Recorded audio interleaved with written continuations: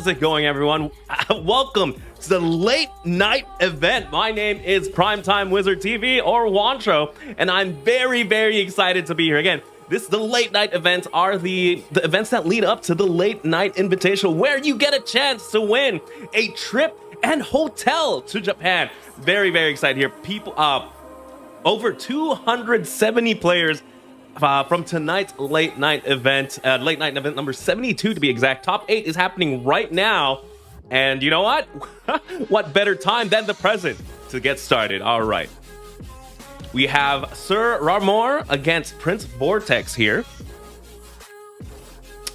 Let me just get to that, and here we go. This is still game 1. Didn't miss too much there.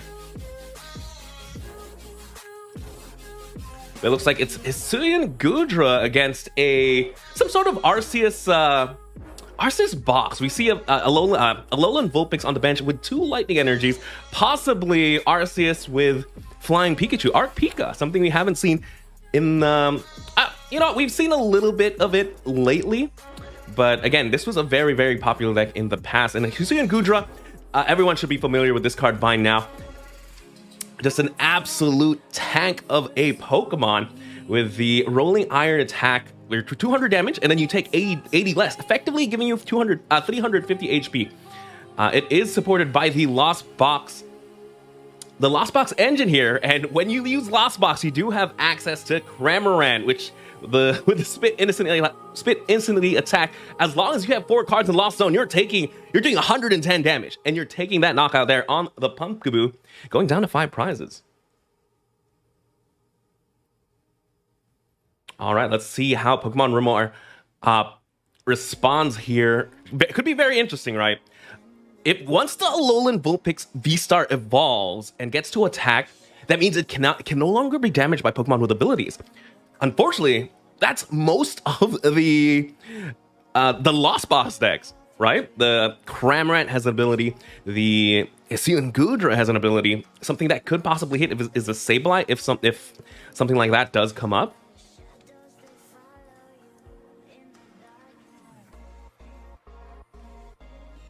All right, we do see a Gust there onto the Hisuian Goodra. Something of note, since the Hisuian Goodra has not been able to attack just yet, this is going to be a full 180 damage to the V-Star.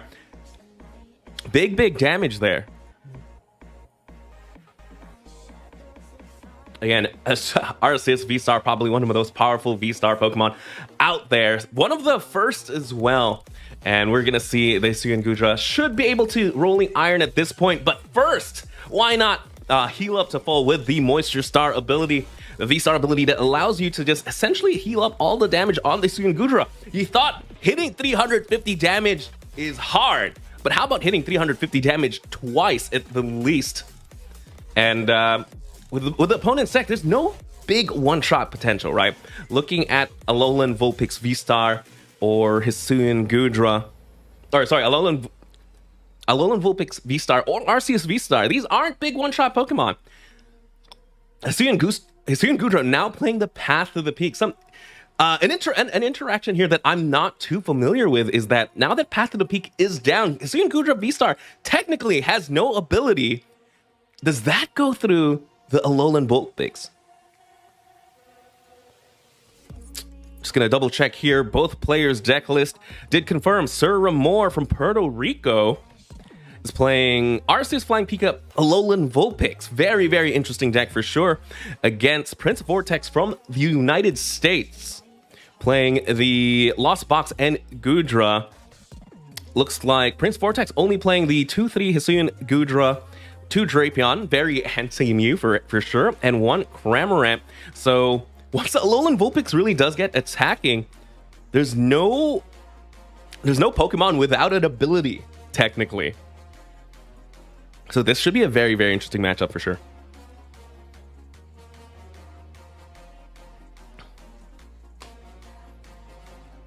All right, we do see the Flying Pikachu there. Pretty sure it's just going to hand because it's going to the discard pile. At this point, nothing beats attacking with Alolan Vulpix V-Star. And it's very, very interesting that A very interesting deck for sure. Again, Snow Mirage, 160 damage. Both Pokemon here technically have very defensive attacks, right? When you attack with Hisuian Goodra V-Star, you mitigate damage. When you attack with Alolan Vulpix V-Star, you're preventing all damage. In this situation, I might have to favor Pokemon Rumor here, just because their defensive ability is a little bit better. Again, you're only going to be doing around 80 damage per turn, but that's more than 0. But I have to check if the path to the peak is going to matter here.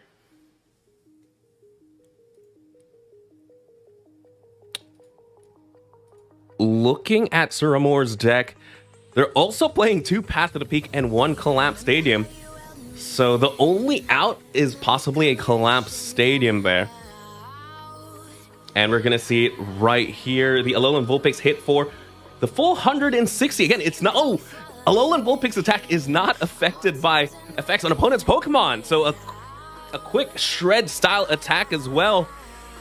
This Alolan Vulpix is putting in a lot of work. Essentially two-shotting the Goodra here. We're going to see an escape rope. This will negate all the abilities on the Vulpix since it does go to the bench.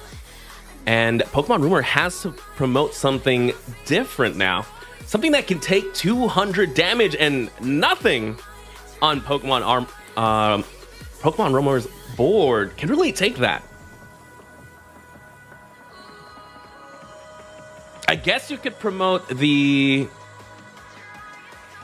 Crobat might be the easiest just because it technically serves no value on board, while every other Pokemon on the bench at the moment has a job, right? You have a second Alolan Vulpix, you're definitely not giving that.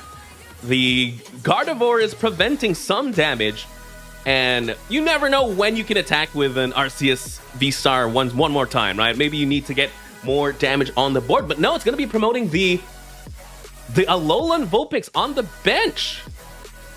Very interesting. I guess since Alolan Vulpix does have 190 HP, it isn't getting knocked out thanks to the Gardevoir on the bench.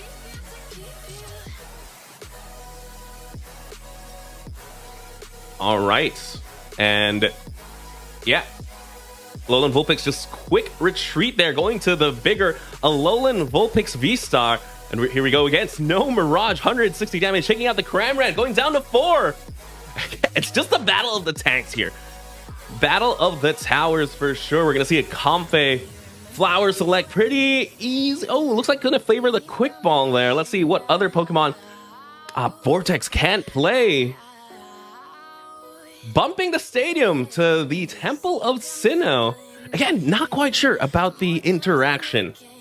That's something I may have to double check. But we're going to see a Lumineon. So they did bump the stadium to get the Lumineon to be able to boss's orders here. Take a quick 2 prize. But what do you take it on? Possibly the Vulpix. That is one of the bigger threats on the board for sure. Or the Crobat. Or the Arceus. Again, any Pokemon on the bench right now can give 2 prizes besides the Gardevoir. The Radiant Gardevoir. Again, Radiant Gardevoir able to just mitigate damage there. But it's going to be the Crobat V, and Rolling Iron gets the knockout here, going down to 3 prizes. Something we do have to check is, does Vortex play enough Gust to take the last 3 prizes? We've seen 1 boss's orders played at the moment, but looking at their list, they only play 2, so they're only going to be able to do that play 1 more time. We don't see a Palpat, so yeah, definitely just 1 more time there. At some point, you're going to have to deal with the Vulpix.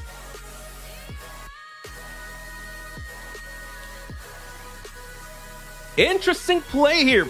Piers, a Pokemon supporter you don't see every day. Piers allows you to find an energy card. Again, an energy could mean special energy. That's why you did see the double turbo getting picked up there.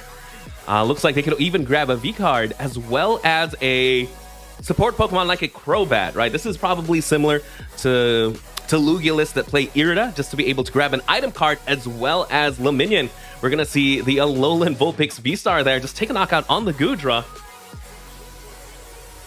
And Pokemon Rumor down to the last 2 prizes. They could attach a DTE to the Arceus on the bench, go for the Gust on the Luminion to take the last two for sure. We're going to see the Flower selecting there, just grab the Ordinary Rod, shuffle in a couple of Energy or the Goodra, or you could use the Chorus Experiment first here. Let's see. I guess something Prince Vortex does have access to is 3 more escape ropes, right? If they can escape rope 1 time here, they will take a prize and then just have to save the Gust for later. We're going to see the Goodra V-Star, Thornton, and Energy grab there from the Chorus. Thornton, very interesting addition to the deck for sure. Thornton, again, allows you to switch up a basic Pokemon with another basic Pokemon on the bench.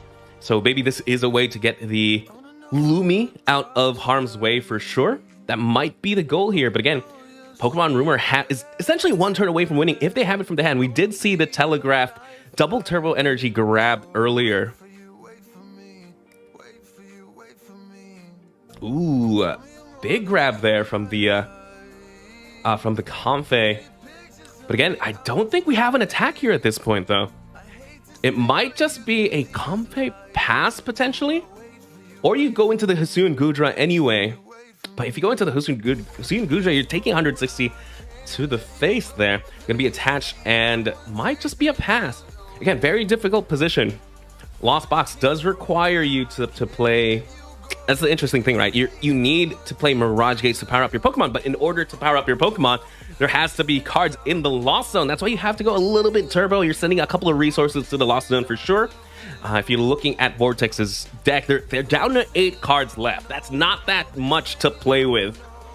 And yeah, it's going to be a quick Serena there. Serena, again, acts like a boss's orders as long as you get the yeah, it does act like a boss's orders. Pulls up the Hisuian Goodra there, taking 160 damage. Very interesting. They did have the DTE and the Lumi was on the bench. Could have taken the game at that point. But again, both these players have been playing the game. I believe it's 14 rounds of Swiss, and Vortex, they're realizing there's damage on the Goodra. There's no way I can heal this. I don't have too many resources left, and opt for game 2. All right. Let's see game 2 get set up here. They did opt to go first. Again, just show. I love seeing the Alolan Vulpix V-Star. It's not something you see every day. So seeing it just put so much pressure on Hisuian Goodra, right? It's a lot tankier than the Hisuian Goodra, and was able to take the win there. Again, Sir Remor leads the game 1-0. Will he be able to advance to top 4?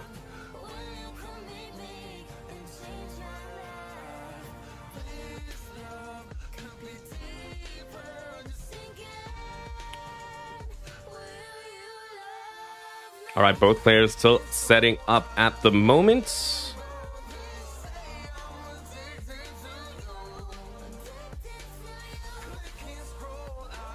Again, this is the late night number 72, technically the first North American late night of the season. And how surprising would it be for one of the first late night wins of the season to be by Alolan Vulpix V-Star? Just an absolutely great meta call. We do see Pokemon Rumor does go first there. Just gets the attachment before turn. Not much you can ask for. What more can you ask for in an Arceus deck? And we do see Vortex now. Did start the Hisuian Goodra. Not the most optimal starter, but did get the Comfey to the active. Did one flower selected. Got the scoop up net. Goes for another. Oh, this one's a tough choice right here. Does go for the boss's orders. Prioritizes Gust over more energy. Another scoop up net there. Just going to be flower selecting all day. Water energy, pretty easy grab. And goes for the escape rope as well. Doesn't find a supporter yet to play. We do see the Cramorant. We could potentially hit into the Goodra. Debating on the Temple of Sinnoh. Temple of Sinnoh, very interesting card as well. Shutting off the DTE could be absolutely huge, but I think doing damage might be more important. Unfortunately, there is no more switch cards left. It's going to have to be a pass back to Pokemon Rumor. Again, with the Arceus V in play, does have access to the Star Birth ability, able to get any 2 cards from the deck.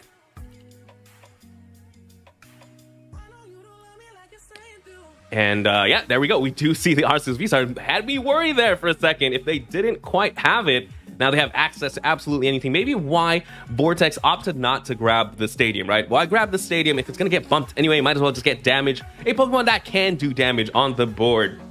We're going to see the quick ball there. Finding the Alolan Vulpix V. Something that could happen here is if Vortex could find a way to get 7 cards into the Lost Zone, they could potentially gust up the Vulpix, take that knockout before it can be a problem, really. But we're going to see the Star Blitz ability coming into play. If I had to guess, maybe grabbing a Radiant Gardevoir could be big to protect the Vulpix. Path to the Peak, absolutely huge, actually. And the boss's orders, putting damage on the Goodra V-Star right off the bat. 180 damage there onto the Hisuian Goodra, and probably identifying, you know what, they're starting a little bit slow. They didn't get the chorus. Maybe the only out they have is a Comfy, but no, top decking into a chorus. Absolutely huge. A couple of Mirage Gate there and the Path to the Peak. Yeah, that grabs 2 Mirage Gates and the Path to the Peak. Could be big, but the Goodra, the active, is stuck. Off the chorus, no switch cards were grabbed there, which is very odd for a Lost Box deck. Lost Box do play multiple switch out options, and it's just gonna be a pass. So very big play there by Pokemon Rumor, just opting to gust up the Goodra V to putting in damage. Now essentially free 2 prizes before anything can really happen. Pokemon Rumor now opting to play the Marnie. Now that, you know, maybe they had it earlier in the hand, but opted, you know what, they're starting a little slow, let's not play it just yet. But now after a chorus, they got to see 5 cards in the deck, so why not? Vulpix V-Star now powered up on the bench. Quick ball as well played, now finding the Radiant Gardevoir, and at this point you're all set up, right? Your Arceus is taking a knockout. Vulpix still on the bench, ready to go.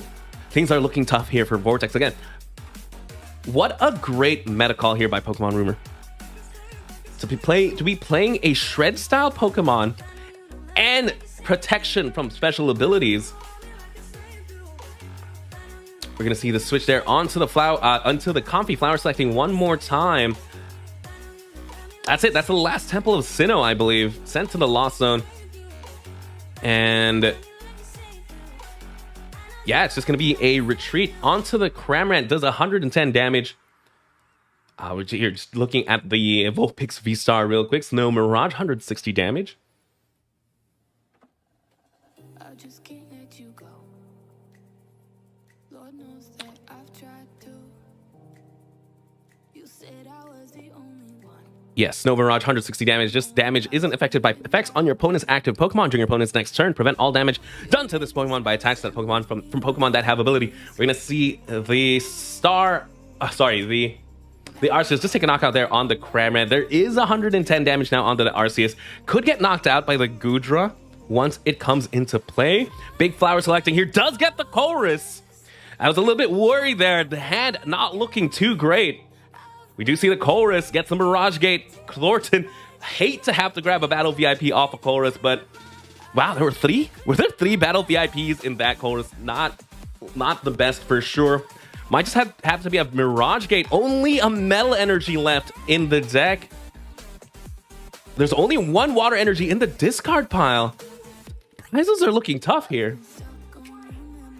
And that might be all she wrote here. Again, a little bit couldn't quite put in the pressure before Pokemon Rumor was able to get a couple of prizes. Alolan Vulpix V-Star hasn't even hit the field just yet, but good game to good game to both players. Pokemon Rumor there taking the game and proceeds to top 4 of the late night number 72. Let's head back to the desk.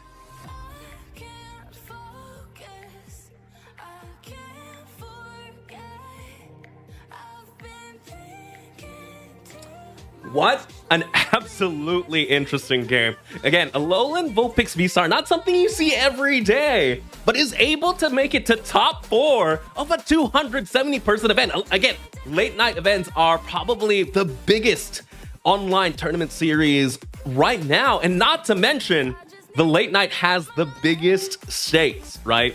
There is no online tournament series happening for TCG that gives you a trip and hotel, a place to stay in Japan for the Pokemon World Championship. And again, if you're able to make it to the top 8 of the late night, you know, there's a there's a pretty good chance you're able to make it to Worlds. Again, good game though by both players. Vortex probably just hitting into a very, very tough matchup. Yeah, hitting to a very, very tough matchup for sure. I still don't know the interaction, right? If Path of the Peak is in play, technically Hisuian Goodra has no ability and can hit into the Alolan Vulpix V-Star. Not an interaction I've seen every day, but let's see if it comes up in future matches. Something I will research for sure after this game or after the tournament. Gonna double check on the rest of the standings here and see if we can get into another game.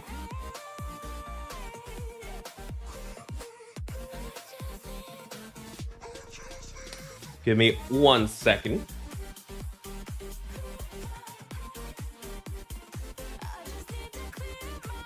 We do have another game here. Let me double check which one this is. This is... I remember the feel of the air touch my skin. Am I real? 'Cause I felt something leave from within. I feel empty. We have Dalton Cross or Vovuvu against Scrubbed Out. This is game 3. Let's go ahead and hop into this one.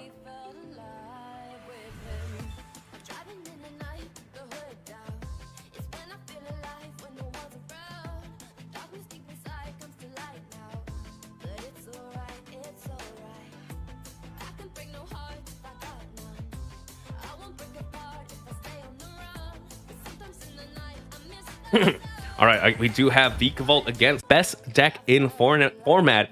If Orlando had anything to say, but if a deck can take it out, it's gonna be a Pokemon that is lightning for sure, right? Pokemon Lugia V-Star is weak to lightning. Vikavolt is a lightning Pokemon that also shuts off items.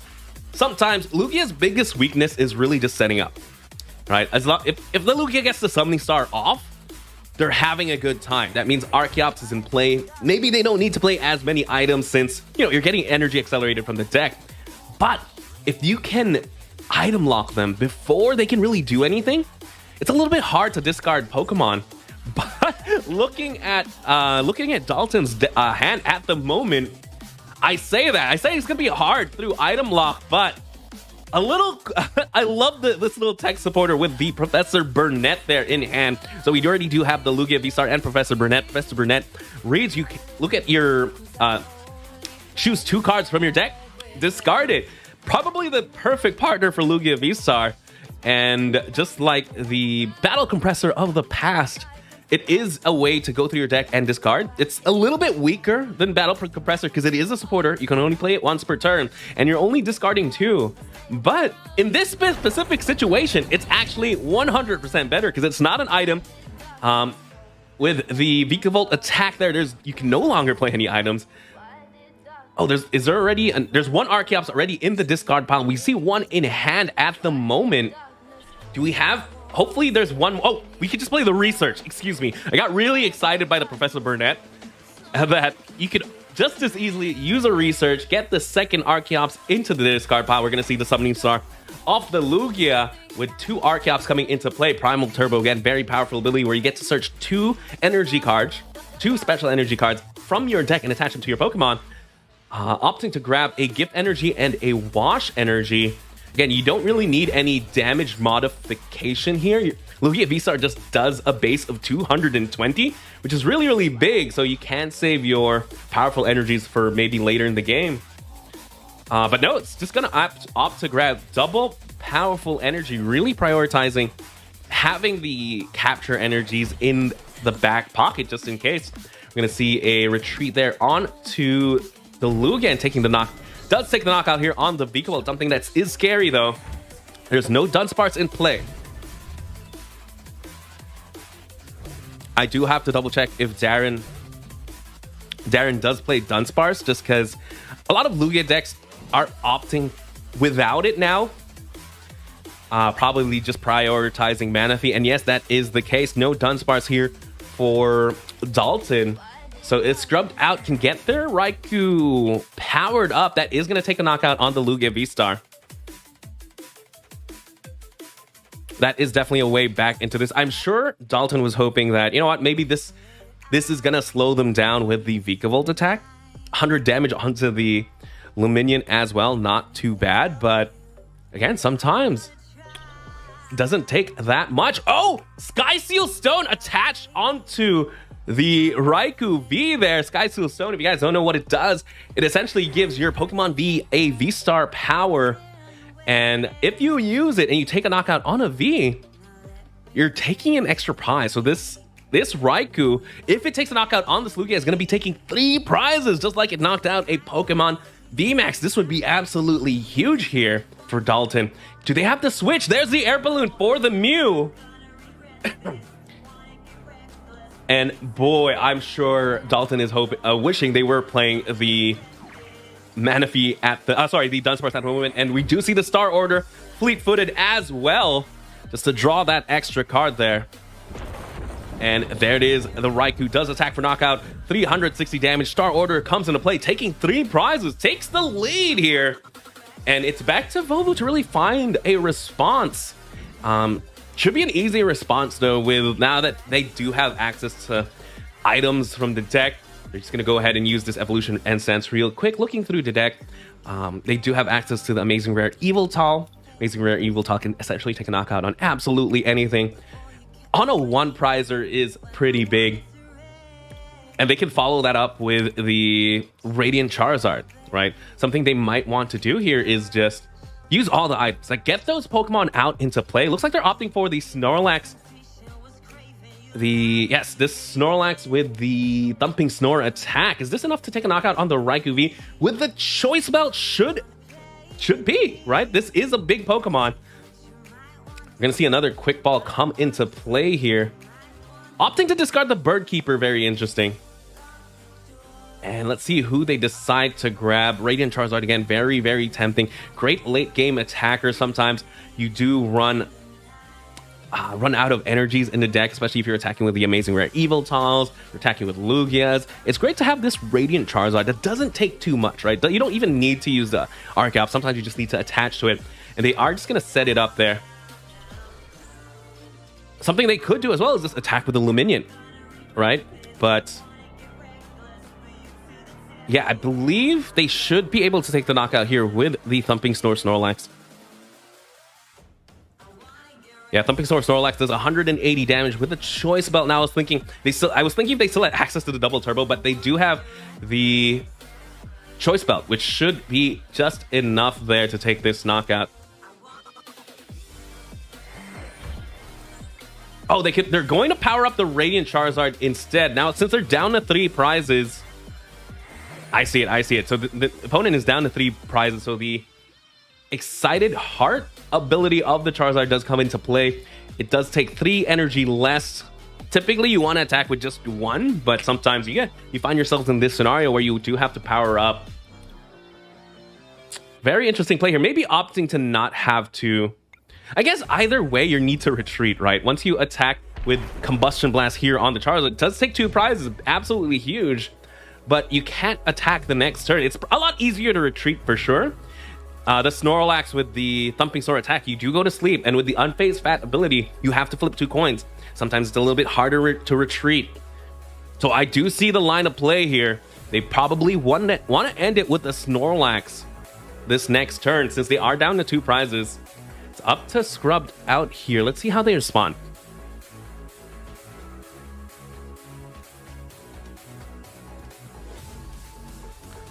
All right, we do see the Ultra Ball come into play. Again, not quite sure if there's anything in the deck that could still help out here.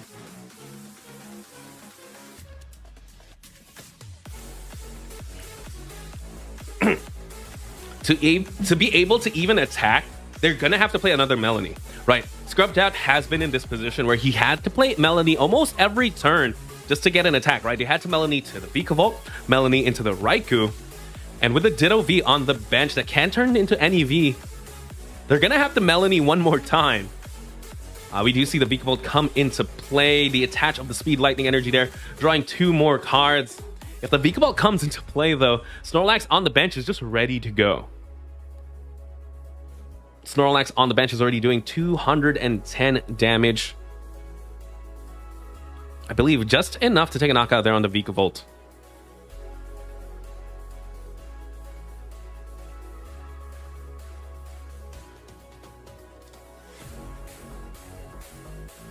Yes, Vikavolt only having 210 HP. With the choice belt, that should be more, just enough. I was thinking they don't have access to powerful energies anymore, so there is no more damage modification. Maybe if Scrubbed Out can somehow get rid, there's the Lost Vacuum. That's what I was thinking of. They can somehow get rid of that tool, try and item lock them, could put them in a better position, right? But looking at Dalton's hand, it's pretty good. We're going to see the Lost Vacuum come into play, getting rid of the Choice Belt. Now the max damage output for that Snorlax is 180 damage, and we're going to see the Paralyzing Bolt here come from the Vikavolt, not taking a knockout on the Charizard, but does item lock Dalton here. Dalton has a pretty easy line. Does he have enough? Oh no! The only energies left in the deck are 2 Aurora and a double turbo. If you do attach a double turbo, that means you're doing 20 damage less. Your base damage is 180. Without the Choice Belt, you're not taking a knockout on anything. So absolutely huge play there for Scrubbed Out, finding the Lost Vacuum. But yeah, I guess, yeah, the Radiant Charizard was very, very close, right? If there was just one more energy attached to that Radiant Charizard so it could retreat, Dalton would have been free to go for... Oh, what they could have done is they could have double turbo energy to the active. Right? They could have used one Archeops to attach a double turbo to the Radiant Charizard, use the other Archeops to attach 2 energies to the Snorlax and attach to it. That would have been a way to retreat and gust with the full 180, but again, still not in a bad position, right? Radiant Charizard, 160 HP basic, 1 prize Pokemon. The Vikavolt at the moment only doing 210, goes for the trekking shoes there. Very, very risky trekking shoes because Rubbed Out is down to 1 prize. They need to play something like a Barney or Roxanne. Judge is one of those cards for sure. Great equalizer here. Both players now shuffle their hand into the deck, draw only 4 cards. Vikavolt's gonna be able to take this knockout. And with the Serena in hand, that is a gust. Again, Dalton had very many outs out of 2. Yeah, he had lots and lots of outs to be able to take this knockout. We do know they play 2 Luminion, so that quick ball could turn into a boss's orders. But we do see the Serena here opting for the second effect, bossing up the Luminion and taking this knockout. With that, Dalton does take the set and does progress to top 4. Good game though to both players. Very tight game for sure.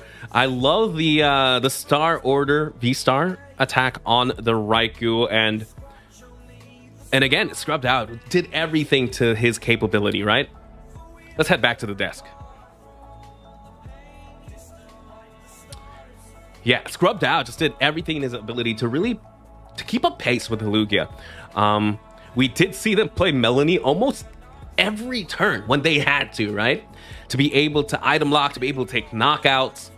They had it. It's just that sometimes, especially with the Professor Burnett, I was really hoping for that would happen, but they already had the Archeops in hand as well as research.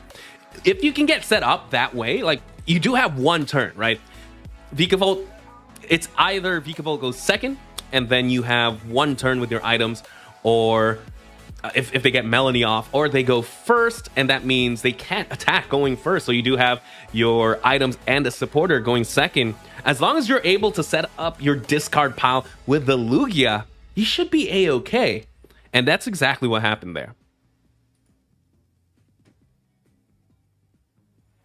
Gonna check here now. Let me just double check on top 4. All right, we do have our top 4 It's going to be Isaiah Bradner against Dalton Cross. And we also have Sir Rumor against Fabrizio in C10. This is your top 4 of the night. Let's go ahead and watch. Give me 1 second here.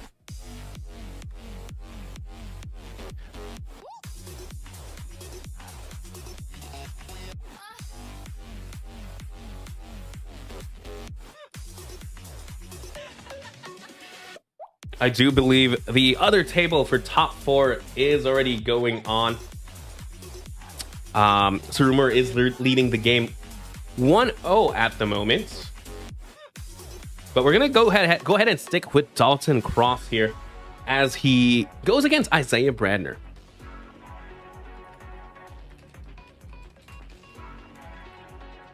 Again, Isaiah Bradner, a huge Pokemon pro for sure. I remember watching him in the Baltimore Regional Championship. He is a player not unfamiliar with high levels of gameplay for sure. Just waiting for both players to set up. Again, Isaiah Bradner, let's see what they're playing.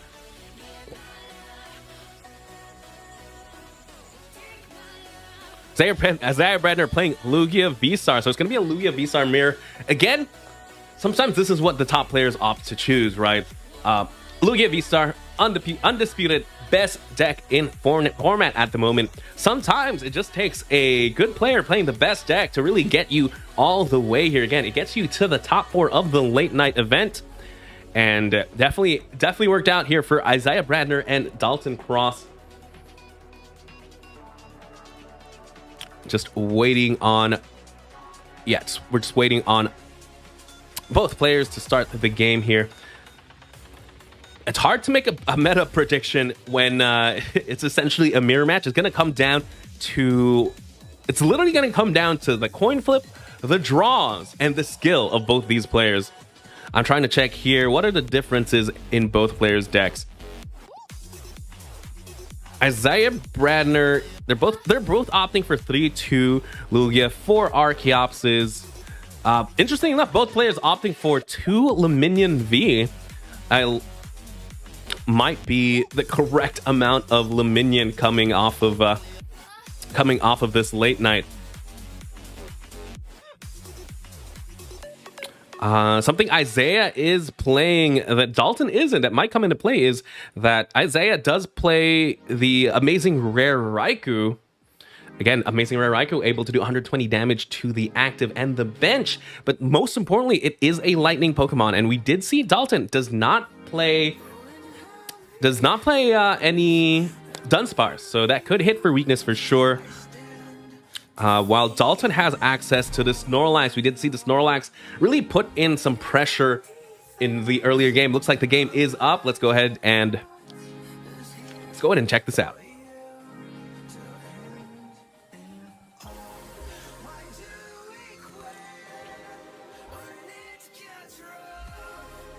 All right, we do have Isaiah Bradner against Dalton Cross here.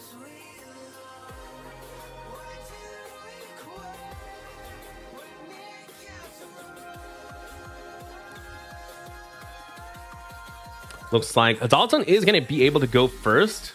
It's very, very important. Going first means you're the first person to get a Lugia V into play. A very, very tough decision here for Dalton.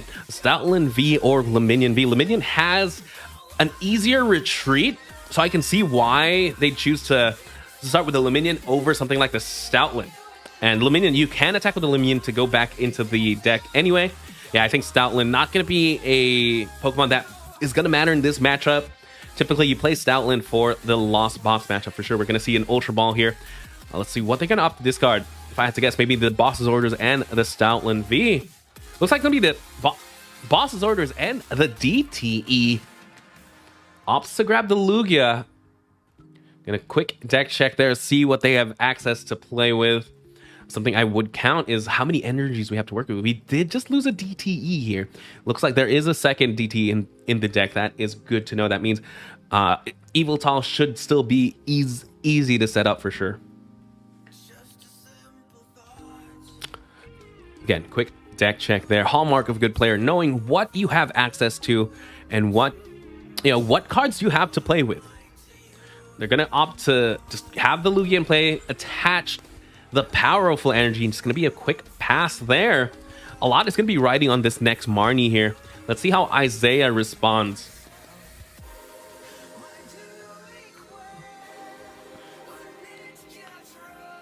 And yeah, Isaiah again does have Lugia V already, but since you're going second, that means you do want to set up 2 Lugia Vs, because there's a big chance that if you're leaving one in the active, it's gonna get knocked out, right? All it takes here is 2 Archeops on the discard pile and 1 Lugia V-Star in hand to start swinging, right? There is a powerful energy already attached to Luminion, so the damage cap for Lugia V this next turn is 310 damage, 3 powerful energy and a choice belt. 310 damage going second is not too bad.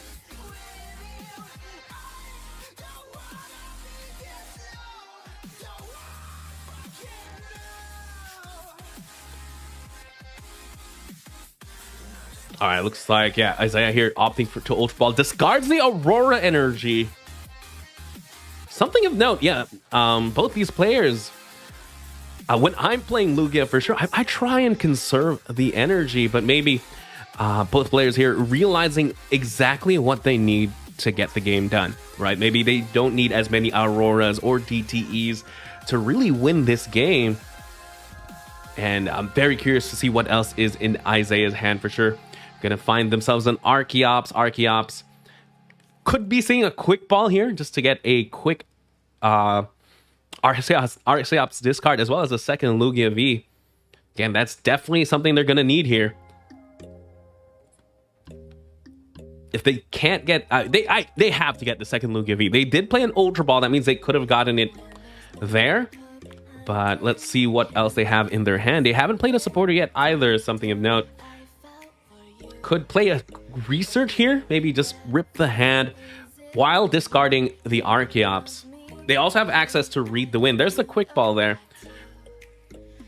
Yes, Lugia V-Star, something I have used quite a bit in the past is, when your hand's a little bit stuck, you can attach the Lugia V-Star. For 1 energy, you can read the wind, discard 1 card from your hand, and discard 1 card from hand to draw 3. We're going to see the capture energy come into play now to be able to find a second Lugia. Looks like when they quick ball, they opted for the Oranguru. I like this play. Something I've also done in the past where, if you're a little bit stuck, big research there. Maybe wanted to conserve an energy. Looks like they had quite a few energies in that hand there. So Guru, great way to just put back an energy in your deck, then attach the capture energy to shuffle it up, right? You don't want to be able to, you don't want to draw into those energies again. So proper sequencing there, where you put something back in the deck, play a way to shuffle with the capture energy, and then the research. We're gonna see another quick ball come into play. Let's see what else they're looking for.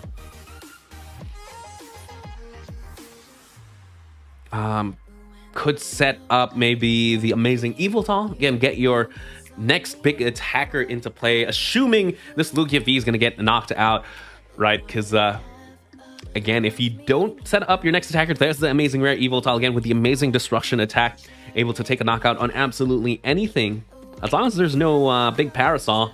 Yeah, love this play here. Set up your next attacker, you know what, and just big read the wind. Let's see what they discard. This looks like it's gonna be a choice belt. But yeah, again, you don't want to have to pay for the retreat cost, especially when you're down a couple of energies already. So might as well just put in your next attacker. We're going to see a Marnie here. This is going to be a big Marnie. This Marnie is going to dictate the rest of the game, but ooh, Dalton's going to miss out on the Lugia V-Star. We do see an Archeops. If that quick ball was an Ultra Ball instead, things would be a lot different. They could quick ball here, find the Guru, off 1 card, potentially could still get the Lugia V-Star. They're going to go ahead and use this capture energy. Getting a second Lugia, I like this, especially if you're potentially going to miss the... Oh, looks like they're opting for the Lumi there. Let's get a Lumi loop. And just a quick pass. Something of note as well, when you're playing 2 Luminion, if they're not taking a knockout on Luminion, it's a great attacker. right? Awkward return, 120 damage, shuffle back into the deck. If you have 2 Luminions in play, you can do a quick Luminion loop. Probably great against control for sure. All right, back to Isaiah. They play the Serena here. Maybe for the discard effect this time. Again, Serena, a Pokemon supporter with 2 effects. One is a Gust on a Pokemon V. The other is a nice draw option. Discard up to 3 cards and draw until you have 5. Both players here just looking for the Lugia V-Star. First person to get the Lugia V-Star is going to be ahead of the game. Opposite discard the Radiant Charizard. There's the Evolution Incense. Can't find any Evolution Pokemon, and it's going to be that Lugia V-Star. Isaiah Bradner here is going to be the first person to take 2 prizes off the Luminion V there. There's the Summoning Star, Primal Turbo. Name a better combination in today's current standard. Again, Primal Turbo able to find 2 special energies. Opts for the V-Guard just to make it a little bit tougher to knock out. I like this play. You're forcing the Lugia player to have the choice belt, right? No matter how many powerful energies you attach to a Lugia, if there's a V-Guard in play, you're not taking that knockout without the choice belt. You're going to see the Primate Wisdom now. Just maybe set up the hand. Something a lot of players do is like they like to use Primate Wisdom, put a supporter back on top of the deck just to make yourself Marnie proof. That's why a lot of decks nowadays are opting for the Judge instead. And with that, Isaiah Bradner does take the knockout, leads the game 4-6. Let's see if Dalton can respond here. They're gonna have to play this Luminion, right? Hand not looking too good. They're gonna have to play Luminion. If I had to guess, probably Marnie. Hand is a little bit too energy full. All right, let's go through the deck. There's 2 Aurora energy. You need at least 3 to be able to attack with Amazing Rare Eviltal. So you can't lose this hand. Is there any more Marnies? No more Marnies, unfortunately. Might have to be a Research or the Serena. Might have to gamble here with the Serena. You can't afford to lose these. It's a Aurora energy and a Fire energy, you know? And there's only 2 Auroras left in the deck. You need to attack with Amazing Eviltal at some point in this matchup. Looks like they're gonna opt for Bird Keeper instead here. Very important Bird Keeper. Did he find the Lugia V-Star? They do. This is a way to get Lugia V-Star. Unfortunately, there's still 3 Archeops in the deck. That means there's only 1. And there's no way we take the knockout here, right? Because you're going to be able to summon Star for not full effect. There's only 1 Archeops in the discard pile. You only have access to 1 Primal Turbo. That means to attack this turn, you're going to have to attach the double Turbo energy. And I'm very, very tough for sure. And this is just to attack, right? You're not taking the knockout. And yeah, it's going to be a quick concede there. Going into a game 2, Isaiah Bradner takes the first game. Again, all it came down to was who was able to get the Lugia first. And luckily, Isaiah Bradner was able to get the Lugia first, as well as take a knockout on a 2-prize Pokemon. All right. Sure, Dalton here opting to go first for sure. Hopefully they set up a little bit better. Looks like it's going to be another Luminion start, unfortunately. Or the Radiant Charizard. Radiant Charizard can attack. It's one of the few decks that can attack with the Radiant Charizard, despite the opponent not taking any prizes. Again, it does take a Fire and 4 colorless, but something that is definitely possible. It does take a couple of mulligans there. It looks like it's Isaiah's turn to start with the Luminion. Opening hand looking pretty good as long as you have that Evolution Incense. Evolution Incense finds you the Archeops since it is a Stage 2 Pokemon. Since it does have to evolve from an unidentified fossil into Archon into Archeops. And yeah, just quick deck search there. See what we have to work with. Looks like might have an Aurora energy prized. Yeah. Does grab the Archeops there. Quick discard. Gets a Lugia going first. Typically, you're only going to need one. We have the other Lugia V-Star in hand already. Or sorry, the Lugia V-Star in hand already. So all we're looking for is one more Archeops. So see if they opt to attach the double turbo. Looks like it is going to be active just to be able to retreat here. And yeah, that might be it. That's not a bad turn one, right? You get an Archeops into the discard pile. You get the Lugia V. You have a supporter for next turn. The only thing that could have made that better was if we had two Archeops in the discard pile. All right, back to Isaiah here. Again, Luminion active is a lot easier to retreat than the Radiant Charizard, but it is the it is a two-prizer, and that was how, unfortunately, Dalton just lost tempo earlier, right? They were first one to lose two prizes. It was also a Luminion that was first knocked out. We're going to see the Ultra Ball come into play here. Did discard a Professor's Research, signaling that they do have another supporter in hand, potentially. Doing a quick deck search there. If I had to guess, maybe just grab a Lugia V, or potentially even Archeops and then rip a Research. A lot of ways to really get that turn one Lugia. But again, going second, you're going to need to play two. That's just the unwritten rule of the Lugia Mirror, where, you know, like looking at Dalton's hand, they have the capability to really get that boss knockout on their lone Lugia, if it comes to that. Quick Marnie there, equalizing the playing field. Hand is okay, to be honest. They do have another Lugia V-Star. Ultra Ball can find them a Luminion. It's just that the Ultra Ball is going to pay a hefty price there. Do have to discard two cards.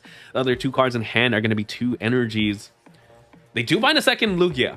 All right, so they are okay here.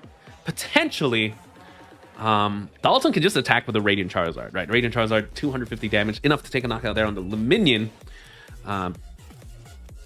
All it takes is they already have the Aurora Energy in hand. All they need is a DTE. So what they can do here is they can evolve into Lugia, Ultra Ball, the capture, and whatever they're going to top deck, get the Archeops, attach the Aurora Energy. When you attach an Aurora Energy, you have to discard a card from your hand. Looks like it's going to be a Professor Burnett. I think that makes things a lot easier. You do save yourselves the capture energy, because you can play Professor Burnett to discard two Archeops. They already have the Lugia in hand there. So they're not going to need to play the Ultra Ball. They're going to be able to use Summoning Star here, get two Archeops, and not bad. Again, you're attacking with the full Combustion Blast, potentially. You'll see the Primal Turbo here. Maybe they're going to opt to hold the hand, just attach the Heat Fire, and Gift could be cool, right? This, the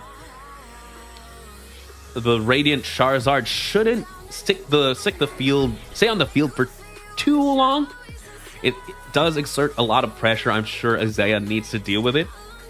And a way they can deal with it, they can even attack with a Luminion if it comes to that. But yeah, Gift Energy, great special energy to have here, especially when your hand's looking a little bit dry. You are taking two prizes though. And there we go. We're going to see the Combustion Blast for 230 damage, taking knockout there on the Luminion. This time it's Dalton's turn to be the first one to take two prizes. And if this Radiant Charizard does get knocked out, Gift Energy allows them to draw up to 7. Let's go back to Isaiah now.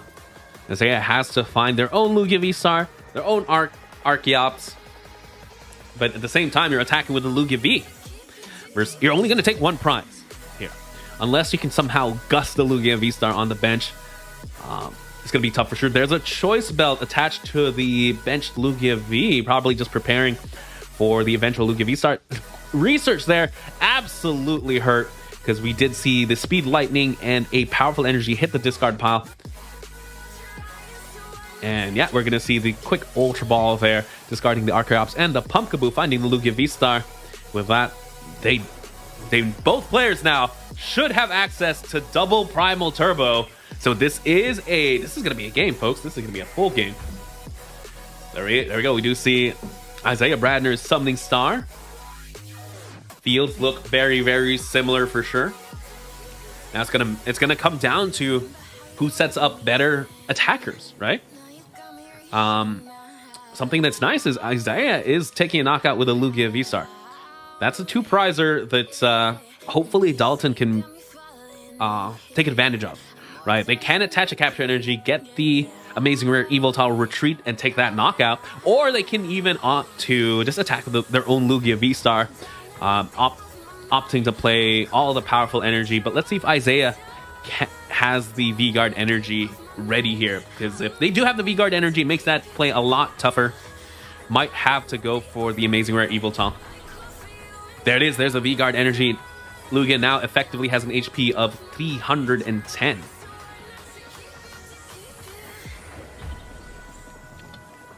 Something I know almost all Lugia decks wish they had is a nice pivot Pokemon. Because you do always have to pay at least 1 energy to be able to retreat with either Archeops or sometimes the minion. They also play Birdkeeper as well. That's one way to play a switch. To draw cards as well as get a free retreat there. And we're going to see the Capture Energy now come down onto the Archeops. There's the Amazing Rare Evoltal again. Amazing Destruction. Very, very powerful attack. Do they have enough? Oh, they're going to have to play the Guru because the Aurora Energy is in hand. The only way this backfires on them, if they draw into another Aurora, no, it's going to be a Marnie. That is good. Good sequencing there. Now they can find the Amazing Rare Evoltal. So, yeah, there it is. We're going to go ahead and use Primal Turbo here. Attach to Aurora and... attach to Aurora now, then later 1 Aurora and the double turbo does pay for the entire attack cost of the Amazing Rare Evoltal. And Dalton running really low on energies at the moment, but they still have access to the powerful energies. They do play the Manaphy. I like this play. We know Isaiah is playing the Amazing Rare Raikou, right? One way Isaiah can get back into this game is Amazing Rare Evoltal only has 110 HP, while Oranguru on the bench has 120. That's 2 prizes. If they get to attack with the Oranguru, and they're just going to go ahead and use Amazing Destruction here. Take the knockout on the Lugia, going down to 2. Dalton is 1 attack away from tying the series up and bringing us to a game 3.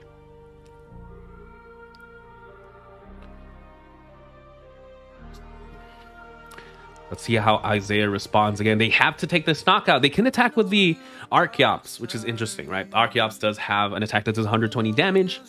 We definitely can power it up. It is just 3 colorless energies. And even, in fact, no matter what color the energies are, Lugia can power it up with the Aurora energies.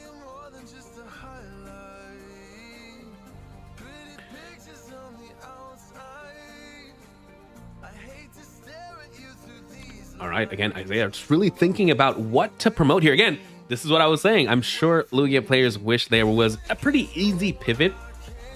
I've seen some Lugia players opt to play the air balloon just to solve just that. Not too many, but something I have seen in the past. We're going to see the Archeops does get promoted here. They don't want to attack with a Lugia V on the bench, right? Dalton has access to their powerful energies. In fact, they have just enough in the deck to really take a knockout on a Lugia V-Star. So maybe they're going to opt to just attack with this Archeops. You are going to lose your engine, but it keeps you in the game. Right, we do see, 2 Capture Energies getting attached there. Let's see what else they can find. Discarding another Aurora Energy. Finds the Radiant Charizard. This is how you want to play, right? When your back's against the wall, your opponent only has 2 prizes remaining. You don't want to attack with a Pokemon V. And this way you are just setting yourself up. There's a Luminion. Let's see what they find. Possibly a Marnie just to really, hands a little bit too big. Let's try and equalize it. You draw 5, they draw 4. I'm just waiting here. If they draw into the boss's orders, there's the Serena. There's the Speedwing, takes the knockout there on the Amazing Rare Evoltal. Bradner goes down to 4, but we do have the Lugia V-Star. And if I counted right, there's a boss's orders as well. They're going to do a quick deck search there. You know, just to be safe, there's 4 powerful energies. Yes, they have access to everything in the deck. There's 2 powerful energies attached to the Lugia. There's the Serena. Just got to make sure you click the right effect there. And we're going to Primal Turbo one more time. That could have knocked out even the Lugia V-Star at this point. And with that, ladies and gentlemen, Dalton does make it to the finals of the late night number 72. Again, the first late night for North America. Dalton Cross, again, takes out Isaiah Bradner. Oh, wait. Did we tie it out? Let me double check here. Sorry, this is a game 3. My bad.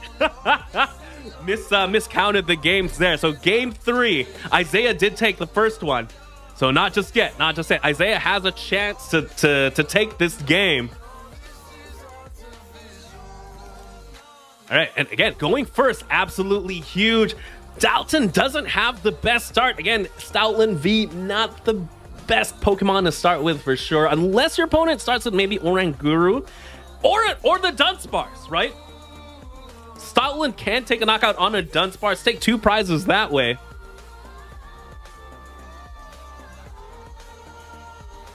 And let's see, again, Isaiah has to be able to find a Lugia. That's the name of the game. First person to Lugia, it takes tempo. The name of the game is to get Lugia first. There's a capture energy on the Dunsparce. Does guarantee you get yourself at least the Lugia V. Isaiah doing a quick deck check now. Again, hallmark of a great player, knowing exactly what you have to play with, especially in this deck, right? We've got to see, like, if it came down to it, missequencing on Dalton's end in the earlier match could have cost them the game, right? We saw them earlier really looking for the Amazing Rare Evoltal, but then they realized, hey, you know what?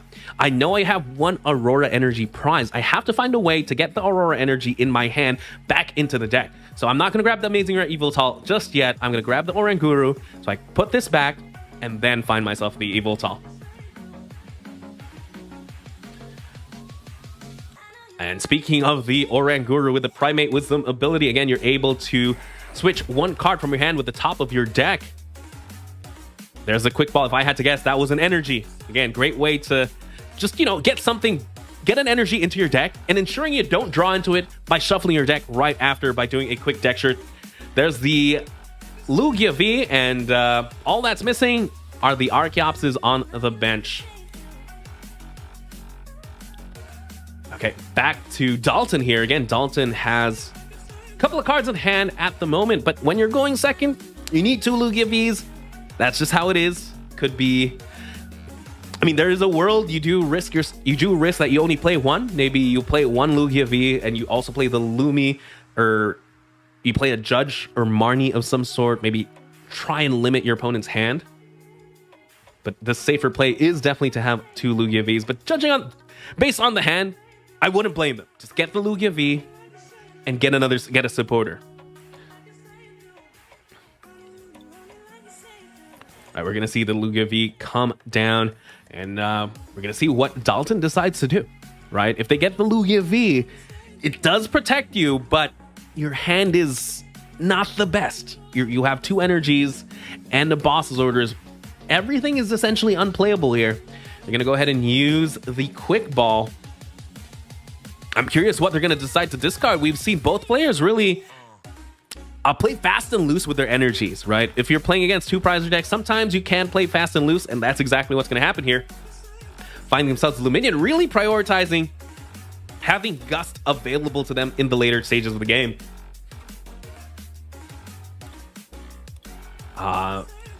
Research instead, though, going for the big hand. I was thinking maybe play the Marnie, but yeah, they will. Hand is looking pretty good now.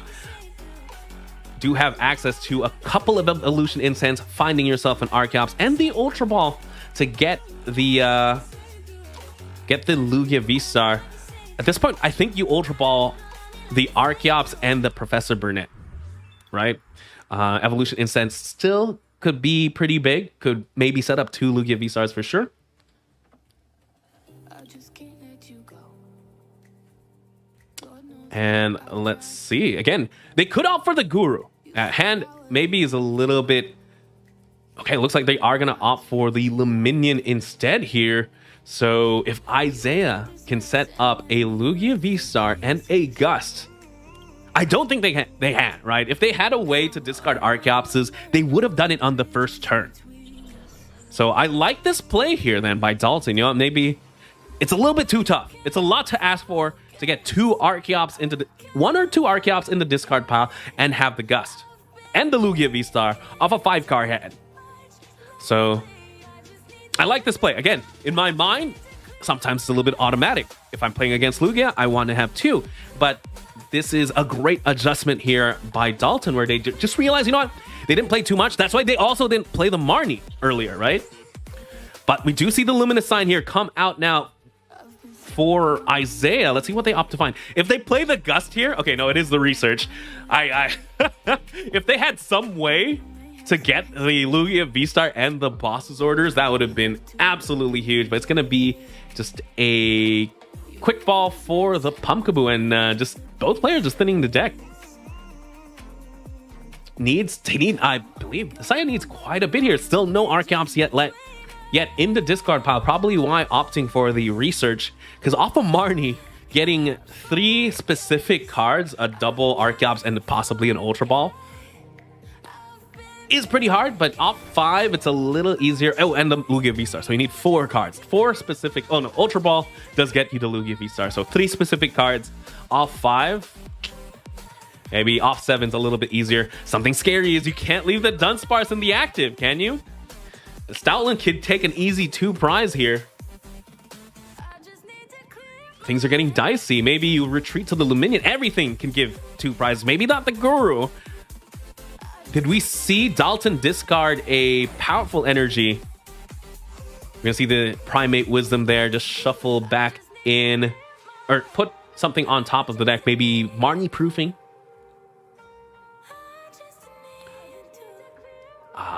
Yeah, again, it's no Archeops just yet. It might be yeah, they are gonna decide to retreat to the Orang Guru.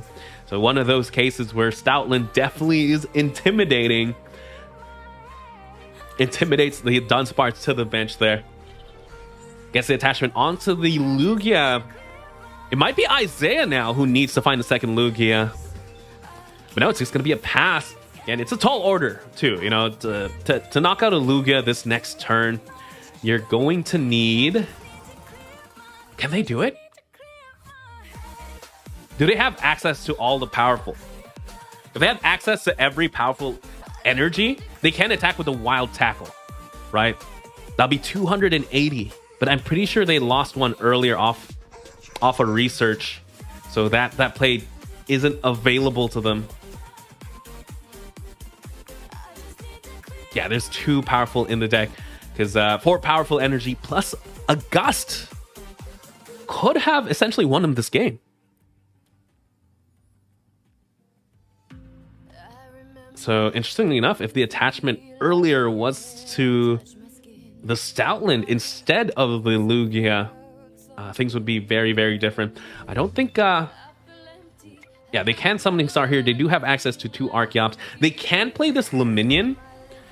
Yeah, so what they can do here is they can play the Luminion, still Gust possibly the opposing Luminion. Sorry, yeah, they play a Luminion to Gust the opposing Luminion, take 2 prizes, Primal Turbo, Gift Energy, Capture Energy, stuff like that. Take a knockout that way. Make yourself safe as well with the Gift Energy to draw back up. Because it's, again, Stoutland, very, very hefty retreat cost. We're going to see, yeah, just that. The Gift Energy and the Capture. Maybe attach... Ooh, deck is running really thin. There's only 5 energies left in the deck to close it out. They're going to opt to... Again, Capture Energy just has so much value, especially trying to get the amazing rare Evoltal. Yeah, so they are going to just opt to attach one and the powerful from the hand. Play the Luminion. I had to guess, find themselves a Gusting card. They only have 2 Serenas as well. They did have to discard a boss's orders a little bit earlier, and we're going to see, again, the wild tackle here for 200 damage. Take a knockout there on the Luminion. And something of note, since they did have to play that powerful energy, that means the Lugia B on the bench can't take a knockout on the opposing Lugia V. But there is also a double turbo energy preventing that. This is still a very, very interesting game. Yes, Dalton is in the lead, right? They are in the lead. They took the first 2 prizes, but now the name of the game is going to be resources. We know there's only 5 energies left in the deck, right? How can you maximize the output of those 5 energies? All right. Amazing Rare Evoltal is a little bit hard to power up since there's a DTE on the Lugia and there's no DTE in the deck. You could attack with the Radiant Charizard late in the game. That does guarantee 250. We're going to see the Luminion V here finding a research. Can Isaiah set up the Archeopses? The Archeopses have to be in hand here. We're going to see the research. I saw one. There's one Archeops at least. They need to find a second one here. Or they could even just work with one. If they work with one... No, there's the Ultra Ball. Because no matter what, this Stoutland V in the active is going to get knocked out. But something of note, again, the Luminion is now on the bench.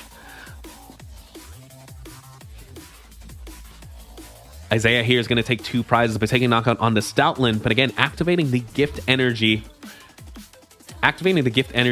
allowing Dalton to draw 3 extra cards plus the 1 for turn. If they can find a Gust, they can try and Gust the Luminion on the bench, set up Amazing Rare Evoltal, and win that way.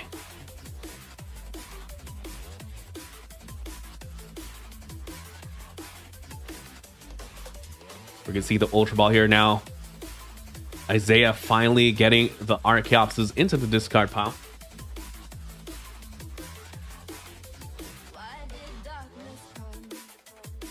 But yeah, again, I just have to say, very heads-up play again for Isaiah to retreating the Dunsparce into the Oranguru. You guys got to see how much more Dalton had to do to take those 2 prizes, right? They had to attach 4 energies to the Stoutland, get a Gust as well, play the Luminion, play their second Luminion for the Gust, just to take those 2, versus if they left the Dunsparce in the active, again, it doesn't quite do anything in this matchup. We know that Dalton isn't playing the Raikus, so it doesn't do anything. It's very tempting to just leave in the active and say, hey, you know what, take this out, so it's not in my bench. But again, sometimes the name of the game is just forcing your opponent to play as many resources as possible to get yeah, that's exactly what happened. We're gonna see Isaiah now get the Archeops into play. Curious what energies you're gonna have to attach to Lugia. Do you still prioritize having the capture energies is my question. Or at this point, you know what? I'm just going to attach the powerful energies right now. There's a V-Guard on it as well. This Lugia is not going to get knocked out. Yeah, this Lugia is not going to get knocked out except by Amazing Rare Evoltal. There's the 2 powerful energies. And there's going to be a Tempest Dive there for 290 damage. Drawing themselves... Okay, so there is a play here. There is the Bird Keeper. They can still attack with the Amazing Rare Evoltal. It's going to take a lot. It's going to take a lot of resources for sure. Something I'm sure Dalton was hoping to get instead was... yeah, so there's 3 Aurora Energy. You can attach 3 Aurora Energy and the Capture Energy plus the Heat Fire in hand. Or maybe the 2 Aurora... Okay. I think I have it. I think I have the key to the puzzle here, chat. It's going to be Amazing Rare Evoltal, 2 Aurora, powerful, and 2 capture, 2 powerful. Yeah, there it is. 2 Aurora energies gonna have to be the capture and the powerful energy, because you have to save at least 1 Aurora for the Radiant Charizard. Yes, and then you're going to play the Bird Keeper to keep the DTE onto the Lugia. This is literally just enough. I was talking about managing resources here, but because of that Bird Keeper, you get to keep the DTE, right? You get to keep the DTE, and you only have 2 energies left in the deck. One of them is now in your hand. Yeah, we're going to go ahead and Amazing Destruction here. Something all Dalton needs to do is find a Gust next turn. If they find the Gusts, then my earlier announcement was correct. And there we go. They are thinning the deck there. Thinning is winning. I'm sure they wish they had a gift energy on the Amazing Rare Evoltal for sure. And they're just going to go ahead. Amazing Destruction. Take this knockout. Oh, but what Isaiah could do here is they can just attack with a Luminion. Evoltal only has... Yeah, Evoltal only has 110 HP. Luminion does 120. As long as Isaiah doesn't bench a second V Pokemon, they should be A-okay.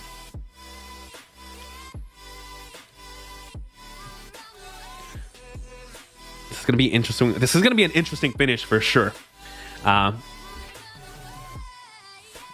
Again, we see Dalton just leading in the prize race, going down to 2.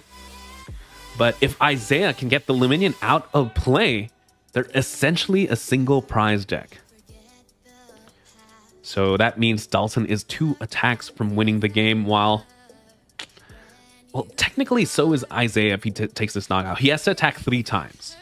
He has to take a knockout on the Evoltal, a 2-prizer, and then 1 more. Let's see what they decide to quick ball here. Again, they're going to have to set up their next attacker so that they don't have to play for that Gust. Could find themselves maybe Radiant Charizard, Amazing Rare Evoltal. Raikou could be big. Raikou could be very important.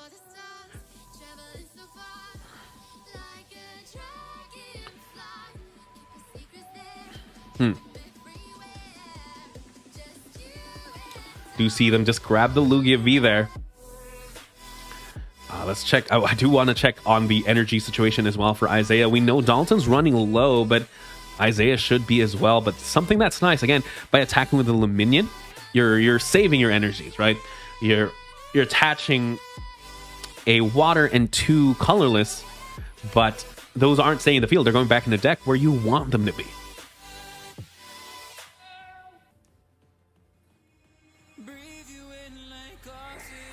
All right, we're going to see 2 Aurora energies attached to that Luminion.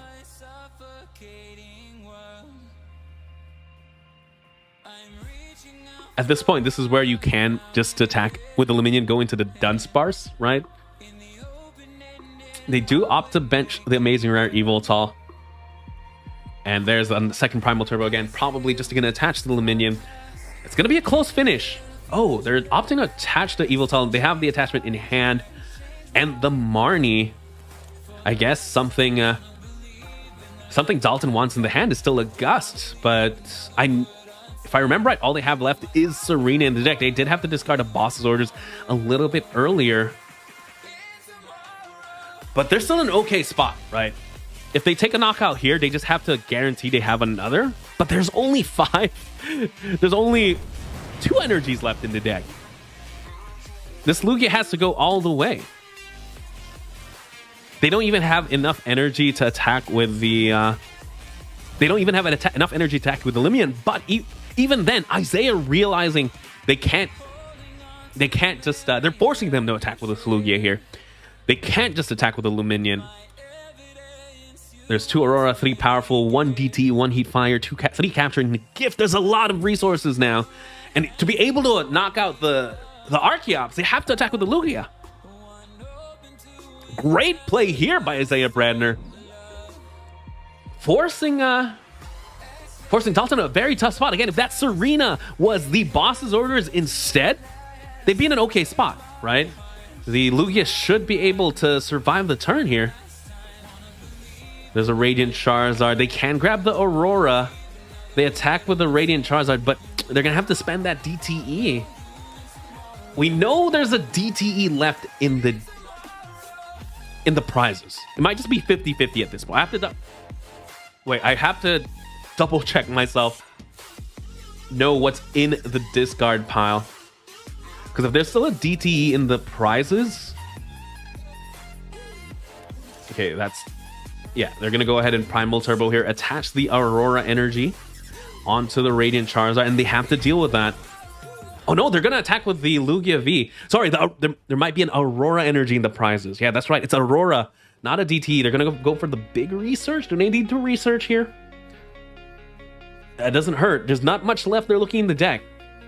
Everything depends on this 50-50 shot. There's nothing left in the deck. There's nothing. 2 prizes left. One of those prizes is Aurora Energies for sure.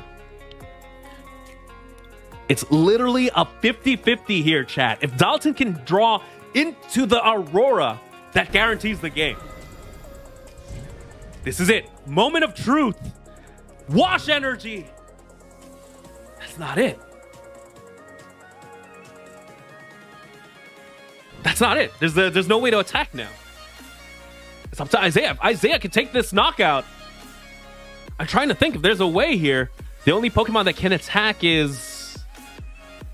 If there was a DTE, they could have attacked with the Luminion at this point.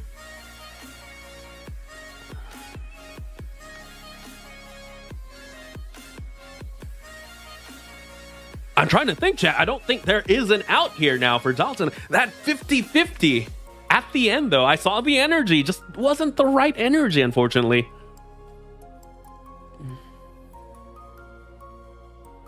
Again, and this all comes down to, again, just resources, right? Since Isaiah did fall behind.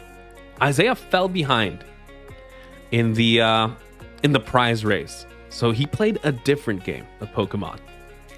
And we got to see it, right? He forced Dalton into spending so many resources on the Stoutland to take 2 prizes, and then forced the resources on the Lugia to be able to attack.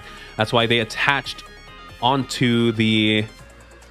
That's why they promoted the Archeops, 150 HP. Looks like they're gonna opt for... Can they close it out here? They can't close it out here, can they? There's a Gust...